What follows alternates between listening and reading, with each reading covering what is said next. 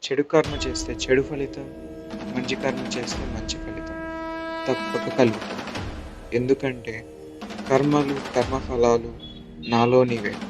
నిన్ను కదిలించేది గానీ, నాకు ఫలితాన్నిచ్చేది గానీ వేరే ఏదీ లేదు. కర్మ నేను, కర్మ ఫలము నేను. జీవితంలో ఏది ఎప్పుడు రావాలో అప్పుడే వస్తుంది. ఏది ఎంతకాలం నీతో ఉండాలో అంతవరకే ఉంటుంది. ఏది ఎప్పుడు వదిలిపోవాలో అప్పుడే పోతుంది. ఇందులో దేన్ని నువ్వు ఆపలేవు. నీ చేతిలో ఉన్నది ఒక్కటే. ఉన్నంత వరకు నీతో ఉన్న వాటి విలువ తెలుసుకుని జీవించడం.